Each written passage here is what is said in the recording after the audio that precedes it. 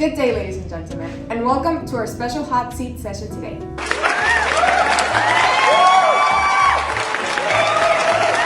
We are honored to have Roald Dahl, the admirable author of the haunting short story, The Landlady, as well as the two central characters from the story, Billy Weaver and the landlady herself.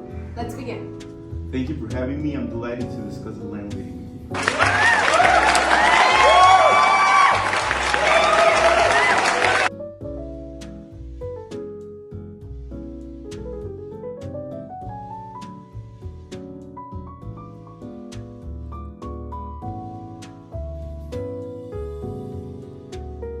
Okay, Roald Dahl, could you please share with us your motivation and purpose behind writing the story? Of course. When I wrote The Landlady, I aimed to create a suspenseful and unsettling tale that would captivate and disturb readers. I wanted to explore the contrast between appearances and reality, diving into darker facets of human nature and the unexpected.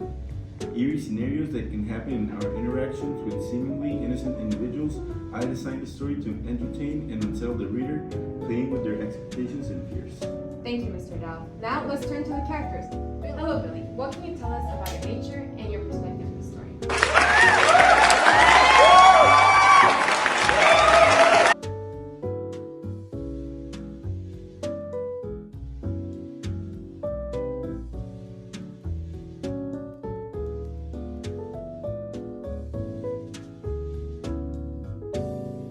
Well, I am a young man who's polite and perhaps a bit too trusting.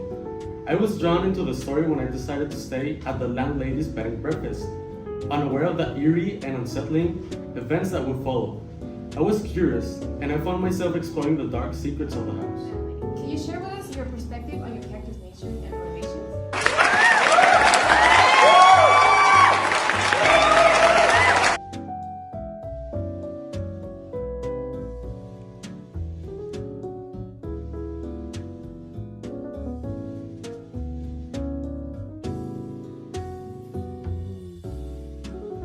Well, of course. I present myself as a kind and welcoming woman, always ready to accommodate young men like Billy in my little nest. However, beneath that facade, I present lies a more complex character, I would say. I am a master manipulator, targeting the vulnerability and naivety of those who stay in my bed and breakfast. But no one has them. Very intriguing. So after that little revelation, let's talk about an important event in the story that exemplifies exactly how the manipulation from the landlady is seen in the story. Hello again, Billy. Can you describe the moment when you found the guest book and recognized the names of Christopher Mulholland and Gregory Temple? You know, it was a chilling and unsettling moment for me, I must say. When I saw those familiar names in the guest book, I was struck with a deep sense of unease. I had read news articles about their mysterious disappearances, and it suddenly became clear that something deeply wrong was going on and what had happened to them, right? So, in the place I was staying at, it was a turning point in the story as it increased the suspense and made me question the true intentions of the landlady. Of course. Back with you, landlady. How did you feel during this crucial moment that I just discussed with Billy? It was a tense moment for me, I must admit. My carefully crafted facade began to crumble. I was concerned that Billy might connect the dots and uncover my dark secrets. This event in the story highlights the fine balance I had to maintain between charm and deception to keep Billy from being. Well, the landlady is really cool for me. Let's go back with Mr. Dahl and discuss a bit more of the story. Mr. Dahl, I just had an interesting conversation with one of your characters. Could you tell us the underlying meaning of the text? Sure. The Landlady serves as a cautionary tale about the dangers of trusting appearances and the repercussions of naiveness. It emphasizes the idea that evil can hide behind a seemingly pleasant facade and that people should be cautious while passing judgment on others. The story is a commentary on darkness that can exist in humans and the consequences of underestimating one's instincts and intuition. I completely agree with you. Finally, we have callers watching you from their screens at home who would love to have their questions answered. Let's see what the audience has to say. Hello. Hello, Hot Seat. My name is Carolina Pinado, and I have a question for Billy. Why didn't you leave when you you started seeing all these hints that the landlady might be